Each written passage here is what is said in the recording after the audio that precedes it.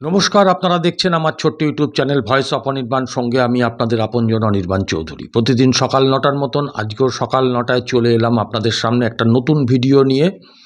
আপনাদের প্রত্যেককে স্বাগত জানাই। আমার থাম্বনেল দেখে বুঝতে পেরেছেন আজকে কি বিষয় নিয়ে আলোচনা করব। সাত সকালেই একটা চুরির খবর দেবো আপনাদের। এখন এই তৃণমূল রাজত্বে প্রতিদিন নিত্য নতুন কায়দায় চুরি হচ্ছে। কয়লা, বালি, গরু, তারপরে হচ্ছে আপনার শিক্ষা, ওদিকে চাকরি, সমস্ত কিছু চুরি করছে এরা। চার শোভরাজ বোধহয় কাছে শিশু। তো আমি আজকে আর একটা ধরনের যে চুরি, খুব বড় চুরি এবং দারুণ পদ্ধতিতে চুরি করেছে, সেটা হচ্ছে হজ যাত্রা নিয়ে। ভাবতে পারেন একটা হজ যাত্রাতেও চুরি। এটা কে বললেন? নওশাদ সিদ্দিকী সাংবাদিকদের সামনে একদম পরিষ্কার করে দিয়েছেন। তিনি কেন্দ্রীয় মন্ত্রীর কাছে চিঠি দিয়েছেন, সংশ্লিষ্ট সমস্ত দপ্তরে চিঠি দিয়েছেন, কিছু হচ্ছে না। কেন্দ্রীয় সরকারের পক্ষ থেকে একটা ওই পশ্চিমবঙ্গের এমএলএ নওশাদ সিদ্দিকীর চিঠির আপনার অ্যাকনলেজমেন্ট অবধি দিচ্ছে না। নওশাদ সিদ্দিকী স্বাভাবিকভাবেই যে কথাটা পশ্চিমবঙ্গের মানুষ এখন তাদের জীবনের অভিজ্ঞতা দিয়ে বুঝেছেন, যে টিএমসি এবং বিজেপির মধ্যে একটা সুন্দর বোঝাপড়া সেটিং, সেটা উনি পরিষ্কার করে বুঝে গেছেন। তিনি বললেন, আমি কথা না বাড়িয়ে, এই যে সংখ্যালঘুদের তো এমনি উনি কোনো উন্নয়ন করেননি, ওই কয়েকটা নাম কেউ আসছে স্টাইফেনের নামে ছেলে খেলা আর ওই ইমাম মোয়াজ্জামদের ভাতা, এ দেওয়া ছাড়া আর কোনো কাজ নেই। এবং উনি যে কিভাবে চুরিটাকে করেছেন হজযাত্রায়, সেটা শুনুন নওশাদ সিদ্দিকীর মুখ থেকে, আপনারা অবাক হয়ে যাবেন। খুব অল্প সময়ের ভিডিও, একটু শেষ অবধি শুনবেন। আর তার এই নওশাদ সিদ্দিকীর বক্তব্য শোনার আগে আপনাদের কাছে হাত জোড় করে অনুরোধ, যদি আমার এই চ্যানেলটা ভালো লাগে তাহলে অন্তত সাবস্ক্রাইব করে পাশের বেল আইকনটাকে প্রেস করে দেবেন, যাতে সর্বপ্রথমে আমার ভিডিওর নোটিফিকেশন আপনাদের কাছে যায়। এই রকমই খবর আমি পরিবেশন করব। ভালো থাকবেন, আবার দেখা হবে আগামীকাল বা আজকে দুপুরেও দেখা হতে পারে। যাই হোক, আপনারা ভালো থাকবেন। আসুন নওশাদ সিদ্দিকীর বক্তব্যটা শুনি। পশ্চিমবাংলা নয়, সারা ভারতবর্ষ থেকে গাইডলাইন অনুযায়ী 150 জন হাজি গেলে একজন হজ ইন্সপেক্টর হিসাবে রাজ্য থেকে যায়। তো পশ্চিমবাংলায় 5400 জন মতো এবছরের পিলগ্রিম অর্থাৎ তীর্থযাত্রী আছেন। তাদের দেখভাল, তাদের অসুবিধা তাদেরকে মনিটরিং করার জন্য আমাদের রাজ্য থেকে হজ ইন্সপেক্টর পাঠায়, প্রতিটা রাজ্য থেকে যায়।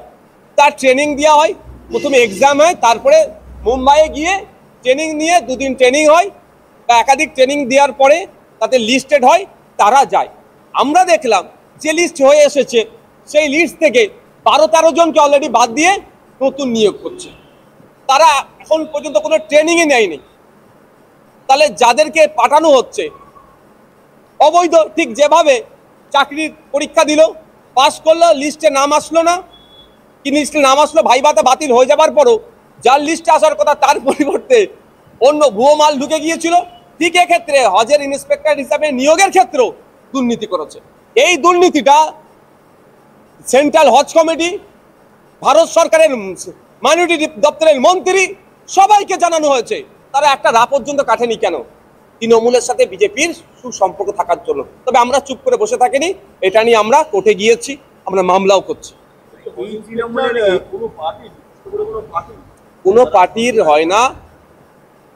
যারা সরকারি কর্মচারী আছে তাদেরকে অফার করা হয়, এক্সাম নেওয়া হয়, ট্রেনিং দেওয়া হয়। ট্রেনিংয়ে যারা পাস করতে পারে তারা প্রতি 150 হাজি পিছু একজন করে।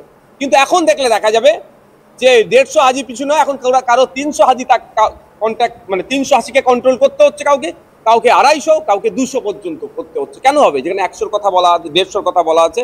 অর্থাৎ ছাঁটাই হয়েছে, এবং শুধু ছাঁটাই নয়, যারা লিস্টে ছিল না তাদেরকে ইনক্লুড করেছে। এটা অবশ্য হজ কমিটি পাঠায়। হজ কমিটি এটা কারা কন্ট্রোল করছে? হজ কমিটির চেয়ারম্যানকে, হজ কমিটির সিইও কে? সিইওটা সরকারি পদে আছে, চেয়ারম্যান তৃণমূলের আছে, এমপি। এরাই দুর্নীতি করছে। এলে মামলা হয়েছে, ছাড়বো নাকি আমরা? ভাবছে ওই কেন্দ্রীয় মন্ত্রী কিরণ রিজিজু ছেড়ে দেবে, নওশাদ সিদ্দিকী ছাড়বে নাকি? দুর্নীতি করছে এগুলো। হাজিরা গিয়ে তখন এসে পরিষেবা পাবে না ঠিকঠাক। 100% বলছি, আমাদের রাজ্যে পশ্চিমবাংলাতে বিজেপি এবং তৃণমূলের গভীর তারা একটা সম্পর্ক রেখে তারা রাজ্যটাকে এগিয়ে নিয়ে যাচ্ছে, তাদের ভাষাতে এগিয়ে নিয়ে যাচ্ছে। বলছি আমাদের বাংলা এগিয়ে যাচ্ছে না, ক্রমশ পিছিয়ে যাচ্ছে। তারা একটা বোঝাপড়ার মধ্য দিয়ে চলছে। দেখুন, সেই বোঝাপড়াতে যাওয়া কি ইউসুফ পাঠানকে বাদ দেওয়া, এটা একটা ছোট্ট একটা বিষয়। আপনারা দেখুন, আরজি করে তিলোত্তমার ঘটনা নিয়ে সিবিআইয়ের হাতে তদন্তভার দিয়ে দিল। সিবিআই, কলকাতা পুলিশ যে তদন্ত করেছে সেটাকে হুবাহুব ক্যারি ফরওয়ার্ড করে দিল। ওখানে আমরা যতটুকু খবর পাচ্ছিলাম 54-55 জনের নাকি সিসিটিভিতে ফুটেজ এসেছে ওই করিডোরে। তাদেরকে না জিজ্ঞাসাবাদ, না তাদেরকে আমরা জানতেও পারলাম না তারা কারা। এগুলো তো বোঝা যাচ্ছে একের পর এক চাকরি দুর্নীতি, 100 দিনের কাজের দুর্নীতি, আবাস যোজনার দুর্নীতি, যেখানে হাত দেবে তৃণমূল সেখানেই দুর্নীতি। ইভেন আমি বলে রাখি, এই যে এখন হজের মরশুম চলছে, স্টেট হজ ইন্সপেক্টর নিয়োগের ক্ষেত্রেও তৃণমূল কংগ্রেস দুর্নীতি করেছে। এটা সেন্ট্রাল হজ কমিটিকে আমি চিঠি করেছি, সেন্ট্রাল মাইনরিটি অ্যাফেয়ার্স মিনিস্টারকে চিঠি করেছি, তারও উত্তর নেই। কাকে বাঁচাচ্ছে এটা? মমতা ব্যানার্জির পুলিশ, মমতা ব্যানার্জির সরকারের কাকে বাঁচাতে চাইছে? সেন্ট্রাল বিজেপির সাথে তৃণমূলের খুব ভালো সম্পর্ক, এবং এই সম্পর্কের জন্য প্রতিটা দুর্নীতিকে এরা ধামাচাপা দেওয়ার চেষ্টা করছে।